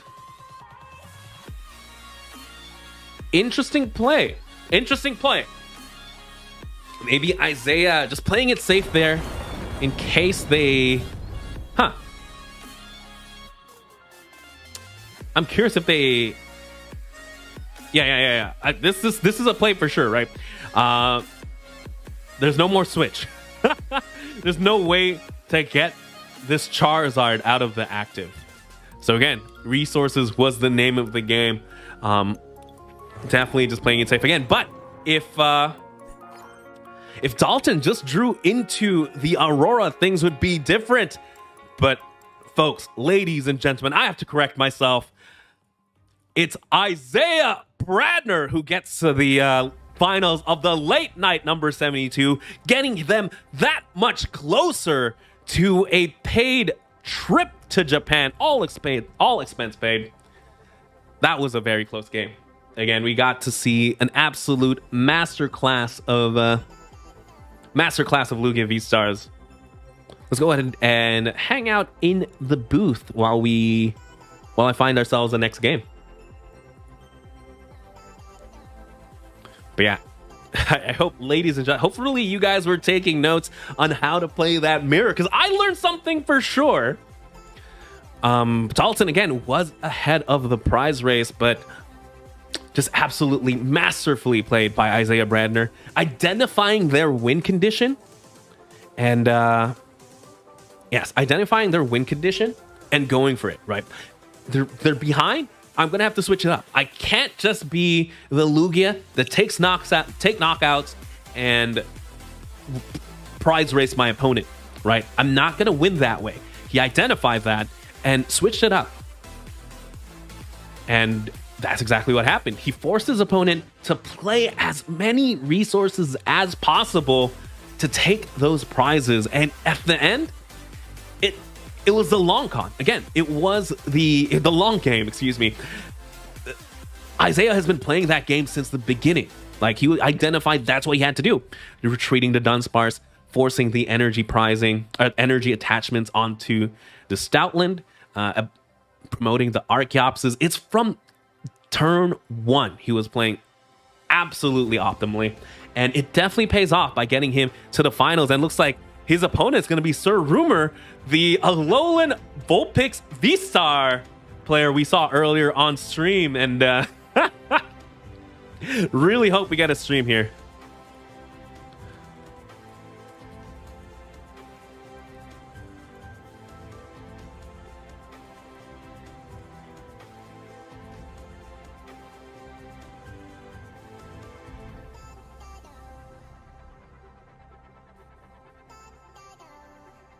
But yeah, again, would love to see this game. It's Alolan Vulpix V-Star against Lugia V-Star. This is going to be an interesting one. I'm trying to think, is Alolan Vulpix isn't protected from Amazing Rare Evoltal, but something I have to double check. Something I do have to double check. I want to check their both. There is a water energy? Yes. Oh, they aren't playing it though. There is a special water energy that does protect you from effects of attacks. If they get that attached to the Vulpix, as well as just getting the attack off, I'm trying to think, what does Lugia have in their kit to deal with that?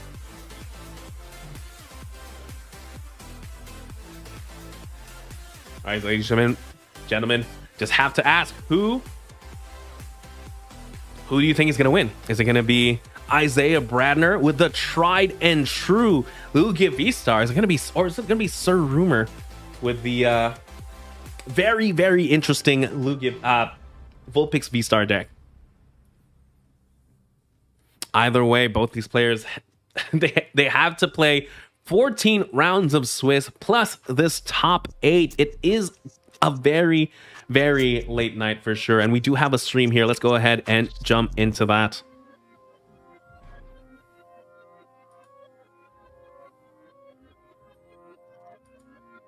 All right, ladies and gentlemen, this is the finals of the late night number 72. Isaiah Bradner against Sir Rumor here.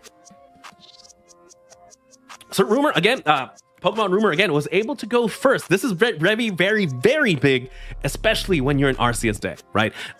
You're not getting a turn 1 attack, except if you get the Trinity Charge DT, which they technically have in hand.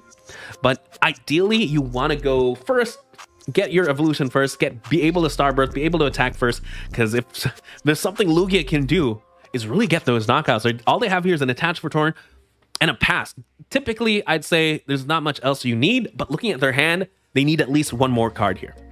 They need to find themselves an Arceus V-Star, and they should be off to the races.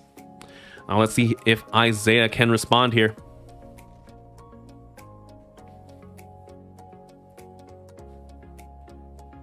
And looks like opting to bench the Stoutland V. Stoutland, actually, excuse me, chat. I was thinking earlier, is there anything in Lugia's kit that can deal with a Vulpix V-Star? And it's Stoutland. Oddly enough, Stoutland does not have an ability and is a colorless Pokemon. That means it is powered. It can make use of the powerful colorless energy to get up there. Unfortunately, Vulpix V-Star only has 240 HP. Again, Wild Tackle plus 2 powerful energies. That should be enough. So, oh boy, I want to see how Pokemon Rumor really responds to this play here. We're gonna see the Luminion just grabbing the professor's research. Let's see how many Archeopses are in the hand. There's one at least. I don't think the Lugia is in any danger of getting knocked out here, so they don't really need to find themselves a second Lugia. We're going to see a big research there, dumping a Speed Lightning and a double Turbo Energy. Quite a few energies there.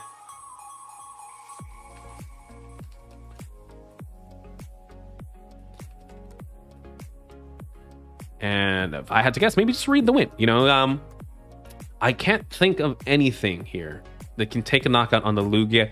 In fact, if they bench one more Pokemon V, that means Vulpix V can technically take a knockout. We're going to see the read the wind there, discarding the Lugia V. And back to a rumor here to respond. We do see the Gardevoir come into play, but not much else there. Again, all they needed here was an Ultra Ball, an Evolution Incense, or the Arceus V-Star themselves to really get going, but looks like they're gonna have to miss it. It's gonna be a Trinity Charge onto the Vulpix.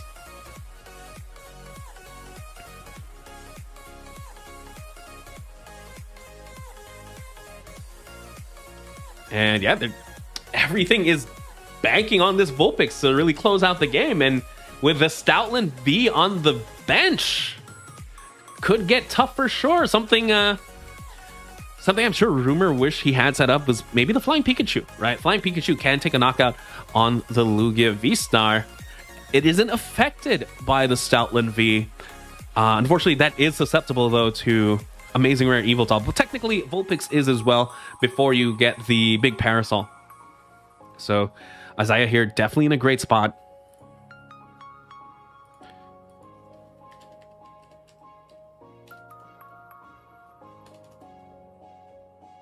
There's the Lugia V-Star.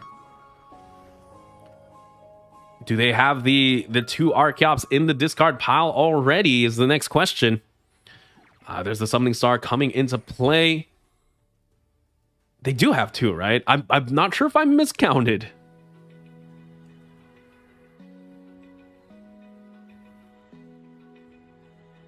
No, it is just one. Yeah, that's what I was thinking. I'm pretty sure I only saw one, but I didn't want to make that call.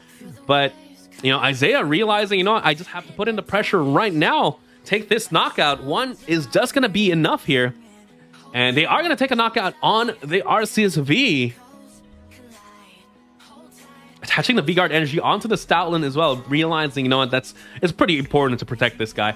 And I might have to, you know, since I only have one Arceus, one Archeops to work with, I'm going to have to support it by attaching a little bit early.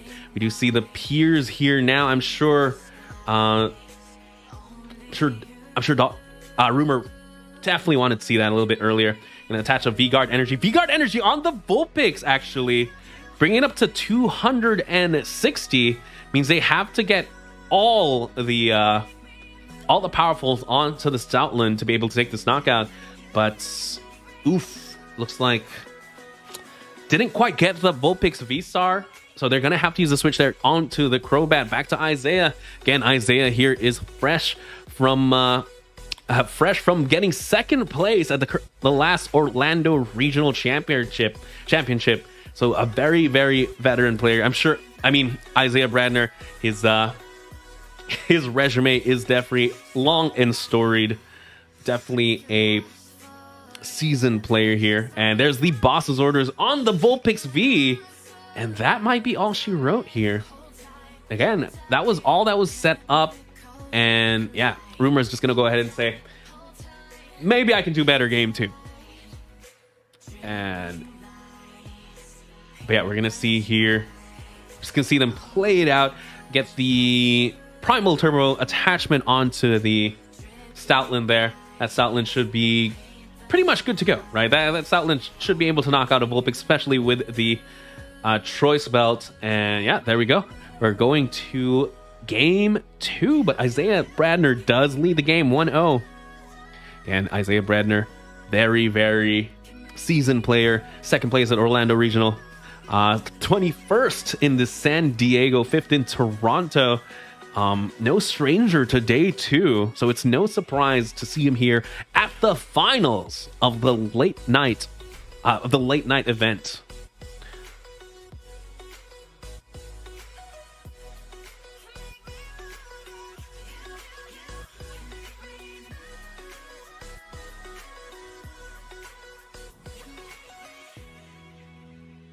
All right. Pokemon Rumor here. It's going to opt to go first once again. Hand is definitely a lot better than earlier. Gets a DT attachment for turn. And it's going to be a pass there to Isaiah. Can Isaiah set up a Lugia? That's the name of the game here. I'm trying to think. Let me double check something. Does Rumor here have access to get the 220 turn 2, right? Sometimes Arceus players do have the play Zigzagoon, Choice Belts, Gust, right? That's 220 damage. Unfortunately, no. This is definitely a more defensive build, so no surprise there. But we're going to see the capture energy now come onto the Manaphy, and yeah, getting a Lugia V-Star into Lugia V into play. Not too bad. That's all Isaiah really needed off this turn. Maybe getting a couple of Archeopsis in the discard pile would help for sure.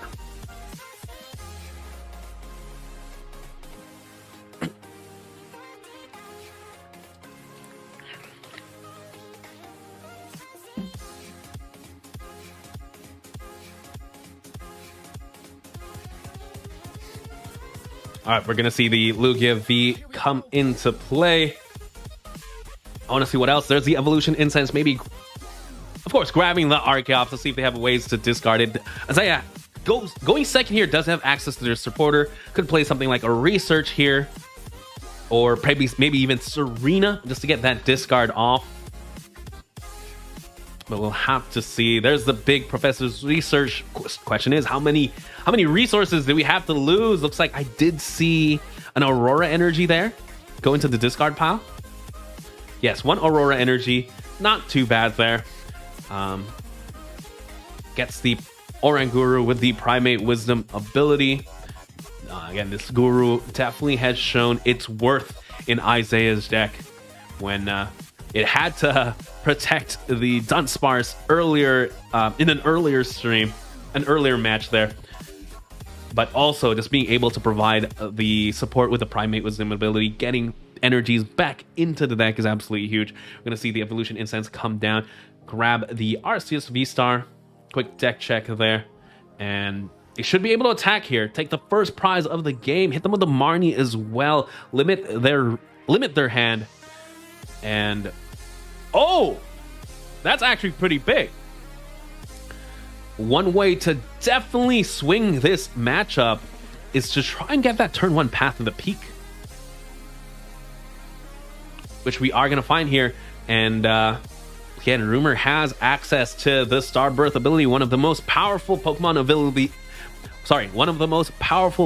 V-Star powers ever printed, and one of the first as well. Is able to find two cards from your deck. Right, they're opting to play this Crobat first, draw 3 more, does find the Vulpix. Big question is, which one do you set up? Do you set up Flying Pikachu? Do you set up Vulpix here? They are going to play this Ultra Ball as well, discarding the Vulpix. Maybe just going fully with the Flying Pikachu. Because again, Flying Pikachu does take knockouts on Lugia. And then with the Air Balloon, you are protected from Amazing Rare Evoltals. And yes, we're going to see... The Starbirth hasn't been played yet. But no, they're opting to just play the Path of the Peak without having to use the Starbirth. Maybe save it for some later use. Something I would have loved to see is maybe grab the big Parasol a little bit earlier with the Starbirth. But again, Lugia players are playing very, very heavy Lost Vacuum, so maybe getting it early isn't the best. But definitely a better position here for Rumor compared to last game. Again, Isaiah Bradner leads the series 1-0. Isaiah is 1 game away for being the first North American late night champion of the season. And again, that much closer to getting the invite to the late night invitational event. Whoever wins here, I'm sure both players will get quite a sizable amount of points for that invitational. We do see the Pumpkaboo come down, as well as the Luminion. So something I'm sure Isaiah is happy to see there. Gets the attachment onto the Archeops. Big research here. Needs to find the Lugia V-Star. If they don't find it, they're definitely in a bad spot. There's 3 Archeops now in the discard pile. There's the Lugia V-Star.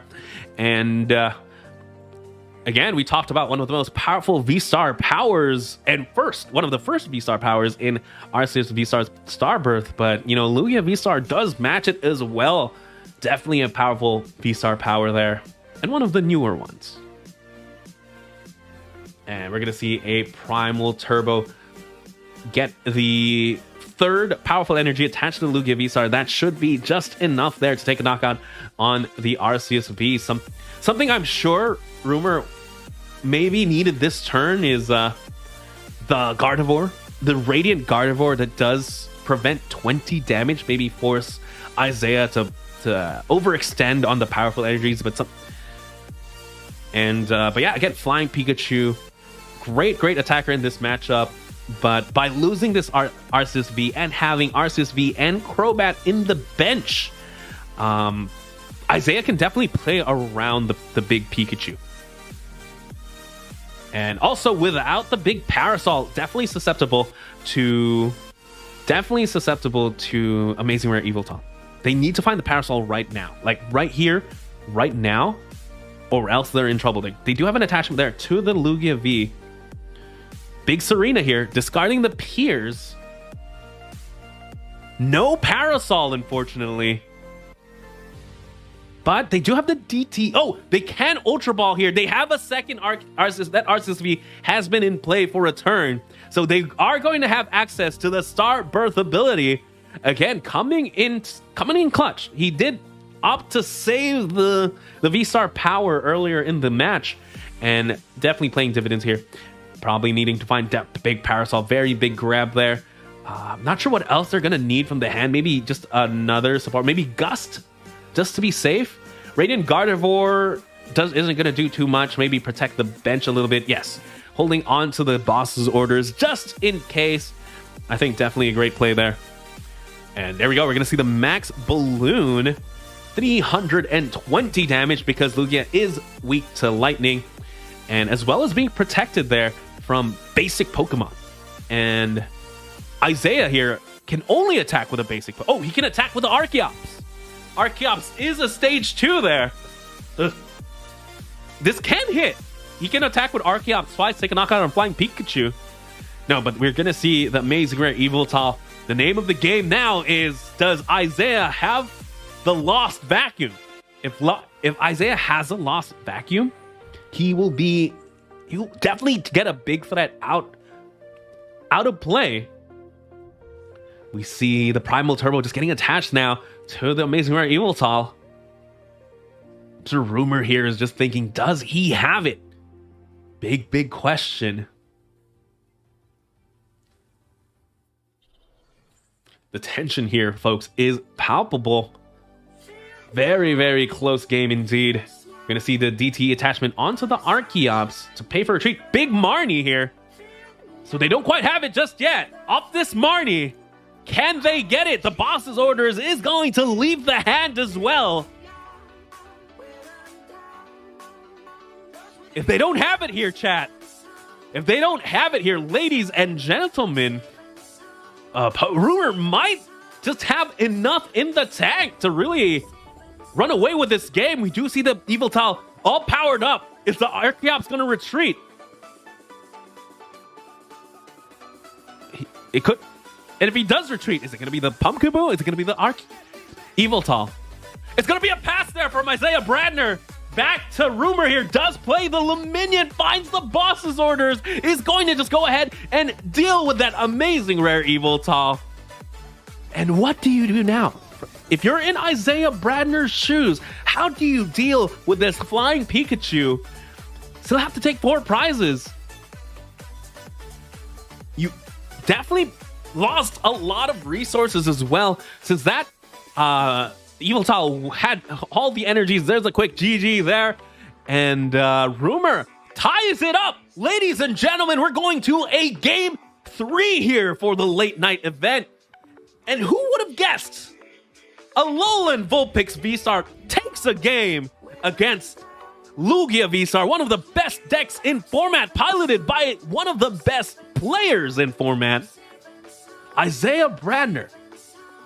Whew, that was a tight one. That was a very close game. Something Isaiah now has advantage of is This is the first time in the best of 3 he's going to be able to go first. And let's see if he can take advantage of that. Ooh.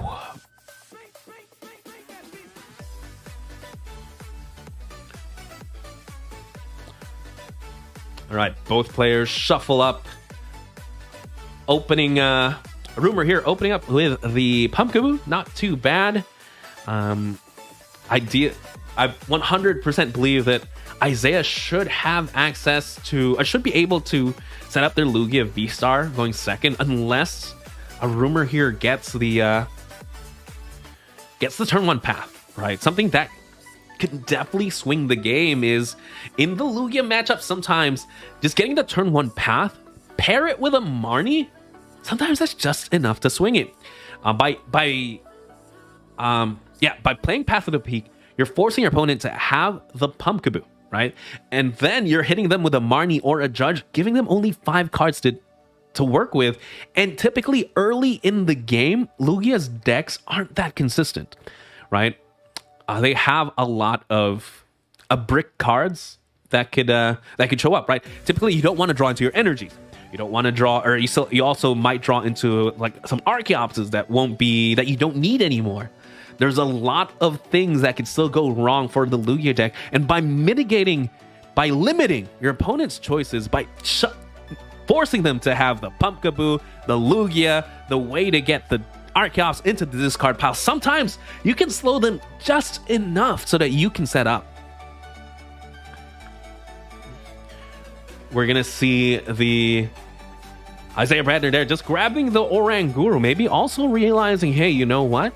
That is, I need to make my hand a little bit better, maybe Marnie proof as well.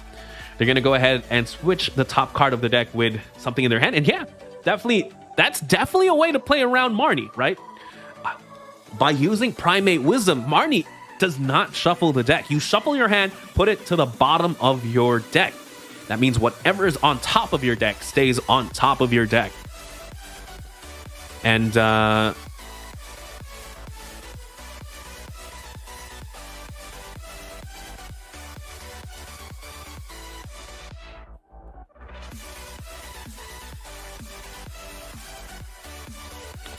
all right, let's see here what they can do. They do attach the V-Guard energy there onto the RSV. That RSV now has effectively 250 HP.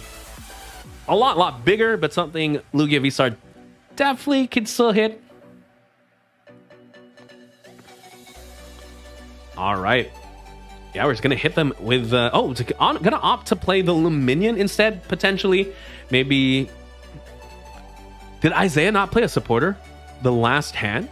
That could be the case. Maybe identifying... Maybe he's stuck here. Does have access to the Arceus V-Star on the next turn. Let's see what else they're going to opt to set up. Did they go for the Alolan Vulpix? There's one V-Guard and... Sorry, there's one powerful already attached to the Lugia, right? No, it looks like they're going with the tried and true Pikachu VMAX. This is what brought Rumor into the... this is what essentially Rumor used to win game 2. Maybe they can recreate that magic here.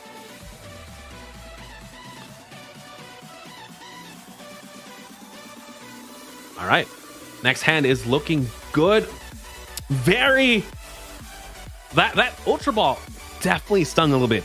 Losing 2 Gust options to play this Crobat, I think just to get the most options for next turn.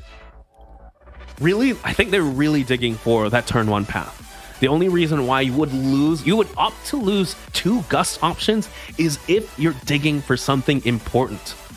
And something important is definitely the turn 1 path to the peak. Looks like Isaiah there discarding the Stoutland. Maybe Rumor. The Vulpix is definitely looking a lot better right now. Gonna hit them with a Marnie. Hand was definitely looking good, but again, all it takes here is an Ultra Ball Evolution Incense or just drawing into the Lugia V-Star. And they do have it here. Next question is, does Isaiah go for the Guru here? Do they have the second Archeops? And if they don't, do they just go for the Summoning Star anyway? We've seen Isaiah really play around only having one. At this point, I think maybe you do, but it makes that a... No, I don't think you do. Excuse me. I don't think you go for the Lugia V. If you only play one Archeops, it's too risky to have only one in play and play against an Arceus V-Star that has access to Gust, right? To be able to get the... Yeah, there we go. This makes sense to me. Opting to, you know, wait one more turn. They can't really knock me out. It's very, very tempting sometimes to take that one prize, right? Be in the lead when it comes to prizes. But by having only one Archeops in play, that leaves you susceptible to a Gust. And you're up against Arceus V-Star that have access to everything they want in the deck. Most likely, they will have access to that Gust. And... yeah, they will have access to that Gust and your own lone Archeops. That means you're attaching for turn to deal with a flying Pikachu. We're gonna see the retreat here onto the Arceus V. Plays the Path of the Peak as well. Now Isaiah needs a Vulpix. Sorry, not a Vulpix. He needs a Pumpkaboo. And a way to get an Archeops into the discard pile. Next turn, this Lugia is going down. Doesn't matter if it's going to get knocked out by the Pikachu or the Arceus. It's going down. Isaiah needs to find maybe a second Lugia or a way out of this position. Hasn't played a supporter just yet. Very, very tough spot here. There's the Marnie. This Marnie has to net an Archeops. Net an Archeops. Archeops and a way to discard it.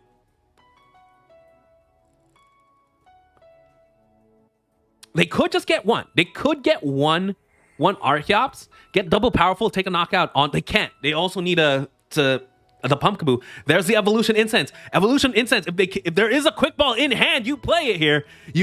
There's the Quick Ball. Discarding the Archeops is Pumpkaboo in the deck. Ladies and there's the Pumpkaboo. We do still have a game here. Pumpkaboo gets rid of Path to the Peak. And now Isaiah can finally use the Summoning Star V-Star power to get themselves two Archeopses. Now that Lugia is looking a lot more free. This Lugia can now go down. It's done its job. It's going to get two more powerful energies to be able to knock out an Arceus V-Star. Wait, no, you need three. This Arceus isn't going down, is it? You need three? No, you need two powerful energies and a Choice Belt. Without Choice Belt, you're not taking this knockout. The V-Guard energy, putting in the work here. Something they could do is even find the Amazing Rare Evoltotol to try and knock this out, but you need to save that for Flying Pikachu.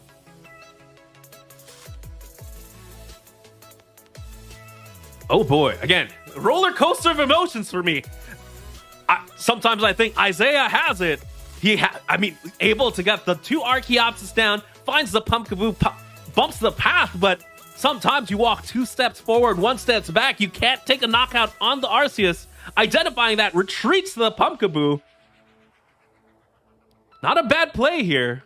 Going for the Ultra Ball. Not quite sure what they can find. Possibly Gust? Is there another Lumin? There's no more Luminion in the deck. There's no Luminion in the deck. They've already played their Crobat. They could try and set up a Vulpix V. Something they could do as well is just play down the... if they play down the Radiant Gardevoir, technically it would make that much harder to take a knockout on the... Sorry, take a knockout on the Arceus. Okay, back to Isaiah. Looks like they are just going to... They're going into the Archeops here. If I had to guess, maybe Capture Energy, finding... if I had to guess their hands, Capture Energy, maybe find the Amazing Rare Evoltol, set that up to take a knockout, because 300 HP, sometimes a little tough to deal with. Looks like it's an Ultra Ball there. discarding a boss's orders and a heat fire energy. Something we have to keep count of now is how much resources does Isaiah still have to work with. Ultra Ball, I had to guess, maybe find the Luminion. Luminion just going to just rip for the research potentially.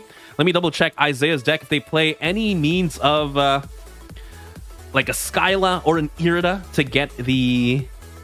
No, it's going to be the research there. Again, Isaiah Bradner does not play Irida or Skyla. Some Lugia decks now are opting for that, just that nice item, or sorry, that the nice trainer search in Skyla or item search in Irida. So really find those 1 or 2 key pieces you need to get the combo off, to get the Archeopsis off, or maybe find your one-of items in like the Canson Cologne or the harder things to find, like the Choice Belt in this specific scenario.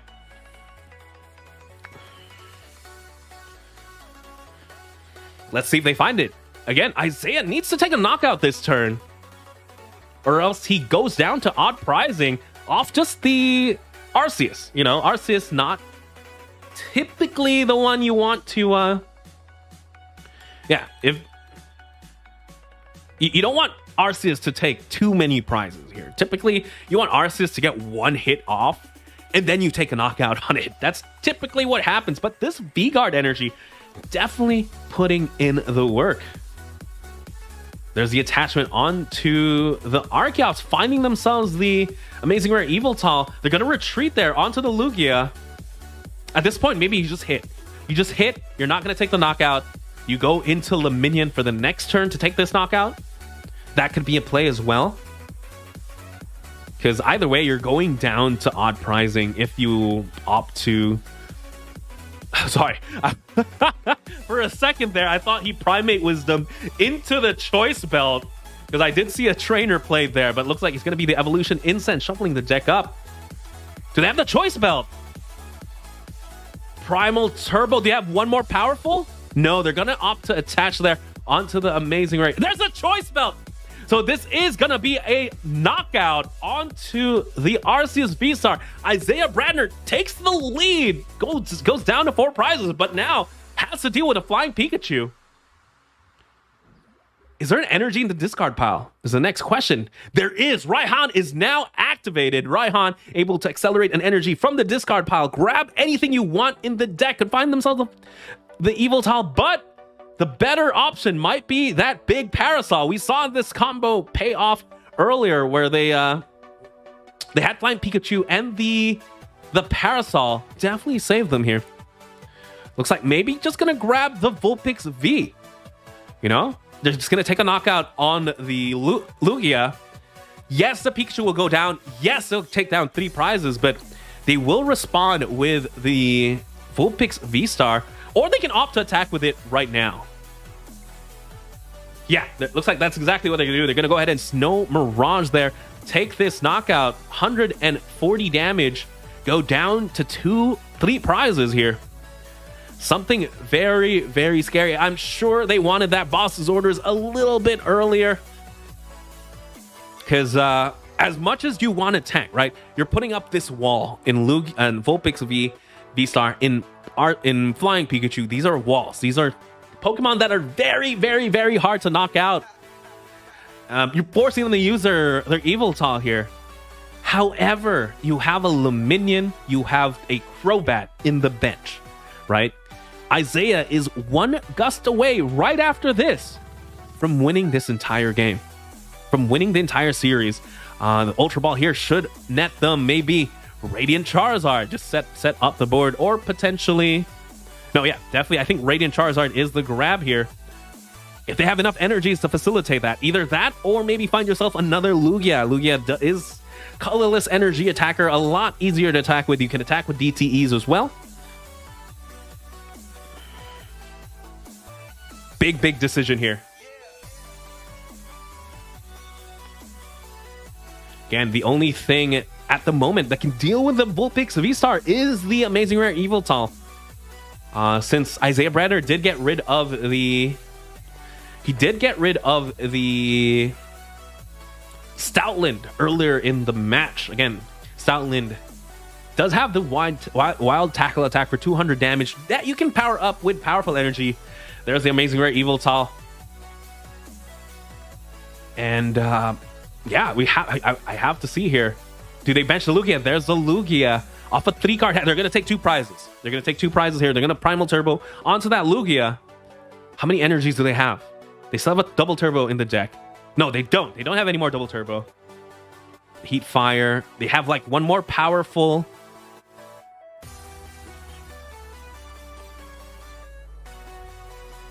Isaiah here still has 2 captures of V-Guard. I think they should have enough. There's a Speed Lightning as well. They should still have enough to close out the game. There's the amazing destruction there. Take the knockout on the Vulpix. Taking 2 prizes as well. Isaiah has 5 cards in hand. Goes for the Flying Pikachu. They have to deal with the Yveltal. Let's see here. They do have the Gardevoir in hand.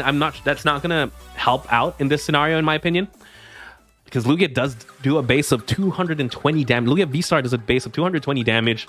This could matter if the Lugia V stays a V, I guess. We're gonna see a Quick Ball here. Have the Quick Ball here. Quick Ball finds the Luminion. Luminion, is there any more Gust? Finds the boss's orders. Is there energy?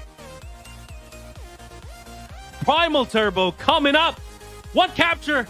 There it is, ladies and gentlemen.